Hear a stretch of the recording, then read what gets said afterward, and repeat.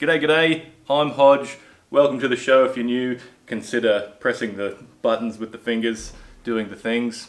Mint. Today we are going to cover some essential compound bow knowledge for beginners. There are some things that can go horribly wrong with your first bow if you don't know these things. They're not immediately obvious, and I haven't really seen too many videos on the web that are easily accessible that tell you quickly and concisely what can go wrong and how to avoid it. So for my friends and for my viewers who are picking up new bows, this is for you. This is going to save you a lot of time, a lot of money, and a lot of pain, and a lot of heartache, and possibly a lot of injury.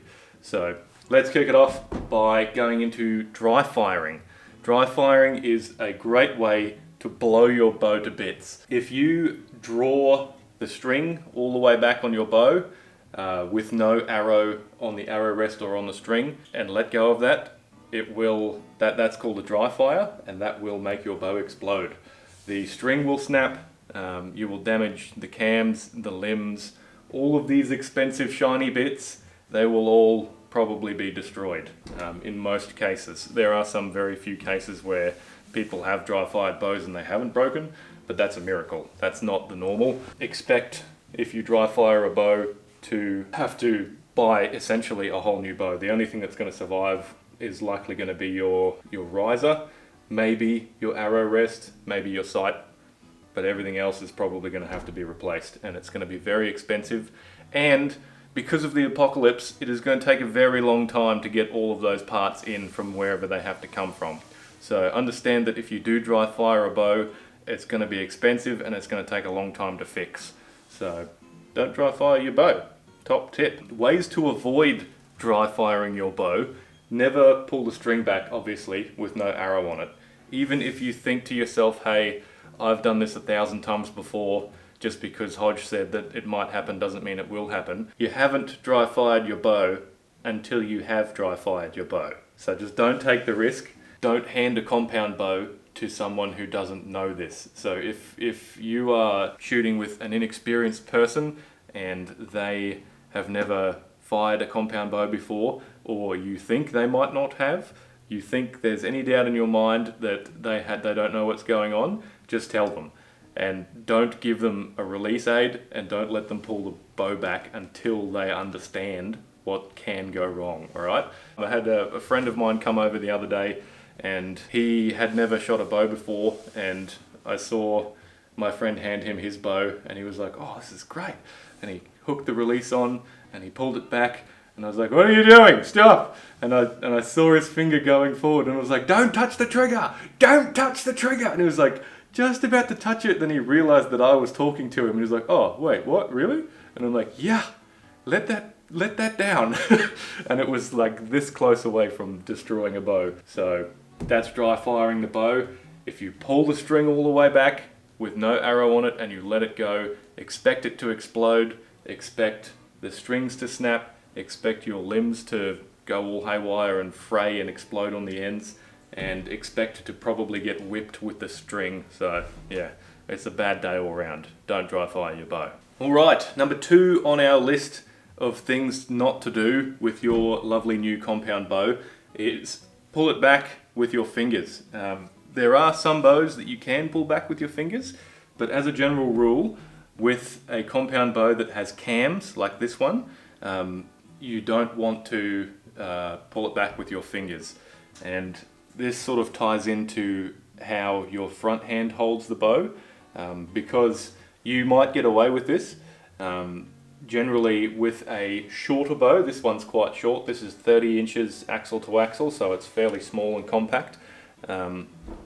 But you wouldn't want to pull a short bow with your fingers, because what can happen is if you are like throttling this hand grip too tight and you pull back on the string, you can actually derail the string from the little groove that it sits in inside the cams.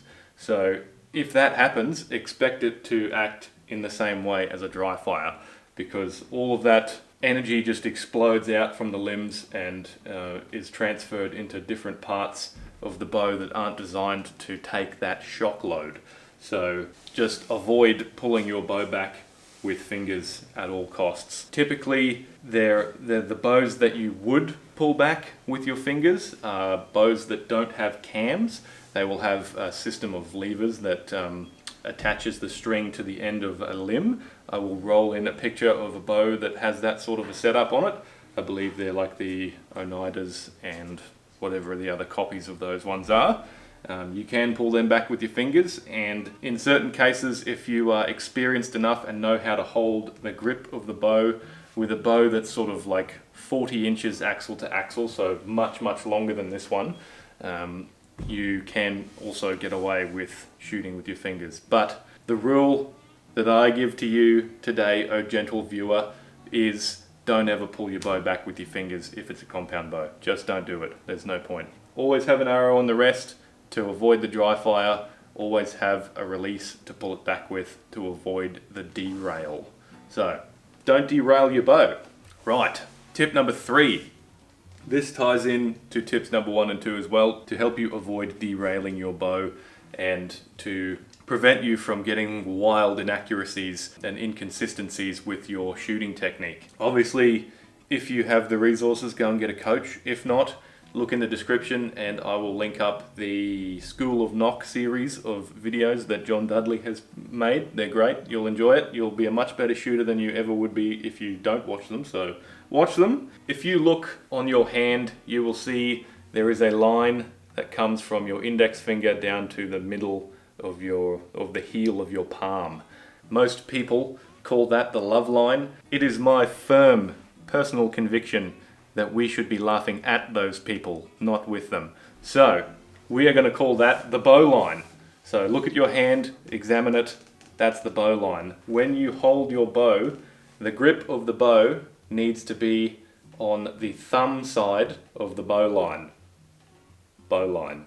And when you close your hand around that grip, you just want your fingers touching the front of the bow. The bow itself is going to sit in the crook of your thumb there and on the thumb side of the bow line with your fingers on the front of the grip. You're not like white knuckling it, because if you do, you are going to change the angle of the string in relation to the riser and the limbs and the cams and everything else.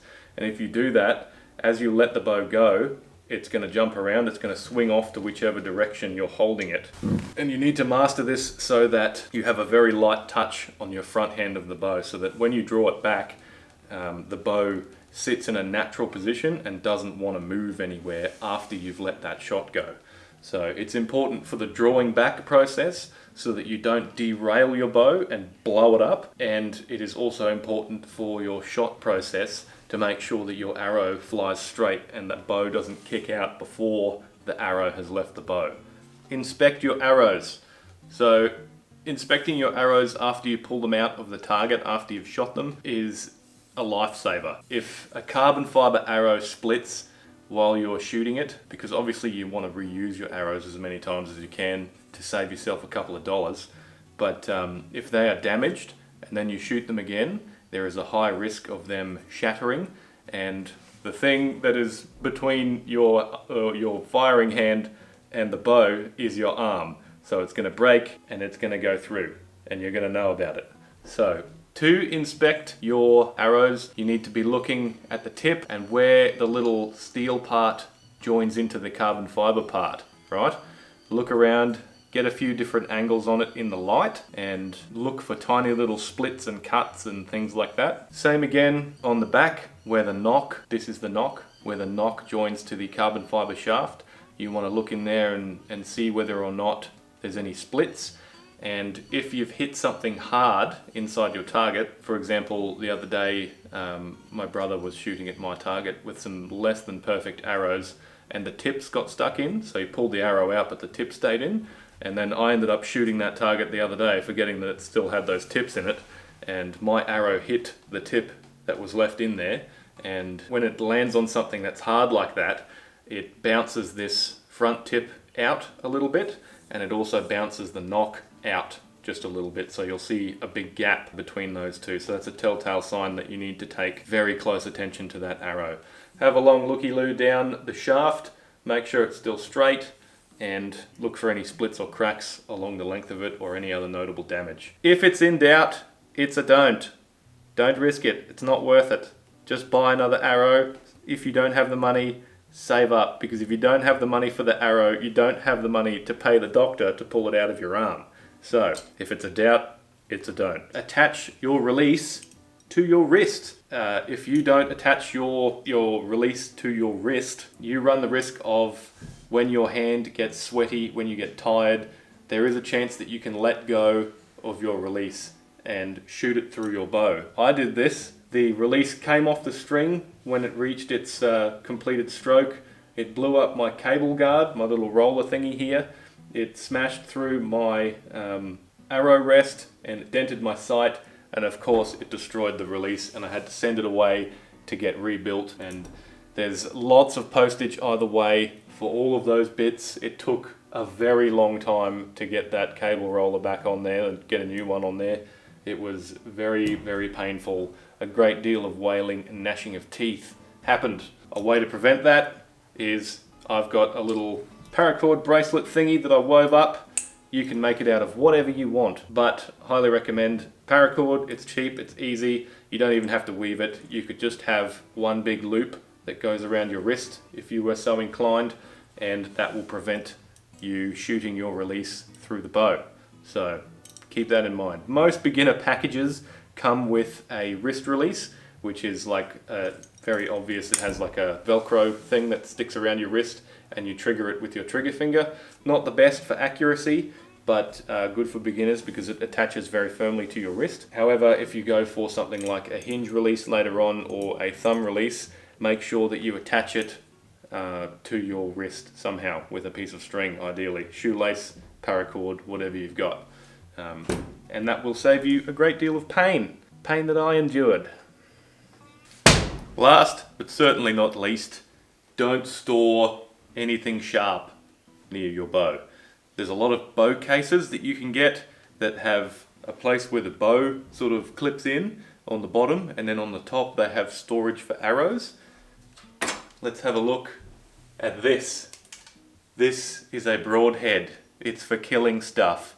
It has very sharp edges, and very sharp edges don't mix well with very tight bowstrings. So if you have a case that has storage for arrows, take the broadheads off your arrows before you put them in the case and store them separately. Don't even put them in the case. Don't put them in the case. When you throw it in the back of the ute and it bounces around in the back of the car on the way to the archery range or whatever, whether you're on your way out into the mountains to go and knock an elk over or something, they just find a way. They will find a way. I'm telling you, they will find a way. They will find a way to ruin your day. It's very easily avoidable. Just take the broadheads off. Don't put your buck knife in there. Don't put anything sharp in your bow case. Just the bow, and you can put the arrows in there if you want to. Like the pointy field tips are fine, but anything that has a blade on it, keep it well away. Don't let it happen to you. Let's recap. Don't dry fire your bow. Do not pull the bow back with no arrow on the string, because if you let it go, it will explode. It will be expensive. It will take a very long time. You will not have a bow to use for a while, like a long while. So don't dry fire your bow, and don't give your bow to someone who doesn't know that. So tell them before you hand them the bow. Don't pull the bow back with your fingers, because it's very easy to derail the bow when you do that. If you pull it back with your fingers and you twist your hand a little bit, it will roll off the top or the bottom of your cam, and you will have the same effect as a dry fire. It will explode, it will be expensive, it will hurt, and it will take a long time to fix. The grip. Have the bow on the thumb side of your bow line. Have light pressure with your fingers on the front of the grip, and don't choke the grip and muscle the bow around. This will also help you prevent derails, and it will also make you a much more accurate shooter when it comes time to release that shot. Inspect your arrows, check the top, check the bottom, check the shaft, make sure it's straight, no splits, no damages. If it's a doubt, it's a don't. Don't use arrows that are questionable. Next, make sure you have a way to attach your release to your hand to prevent shooting your release through your bow. If you let go of your release and it's not attached to your hand, it will break the release, it will probably break your cable guard, it will probably break your arrow rest and maybe even your sight. This will also be expensive and it will steal months of your life and it will suck. So attach your release to your wrist. Finally, as we wind things up, don't store anything sharp near your bow. If you have a bow case that has a spot for the bow in the bottom and arrows at the top, which is very common, they're good cases, there's nothing wrong with them, just take your broadheads off and don't put them anywhere near your bow until you're going to use them. It's fine to store them in a quiver, that's all good, they're not going to float around or anything, but when you put sharp things in a case and then you put that case in the back of your truck or your ute or your car or whatever, or you're hiking up a mountain or something, those things move around. They always move around, and sharp things are just magnetically attracted to bowstrings. And if you cut that bowstring, it's just going to ruin your day, and you're going to have all sorts of money, all sorts of time, and you're not going to get to shoot on that day. So don't store your broadheads or your buck knife or whatever other sharp things that you have in your bow case. So I hope this helps. I hope this flattens out the learning curve. If you enjoyed the video, do the like and subscribe. If not, I don't know, sorry. And yeah, see you in the next one.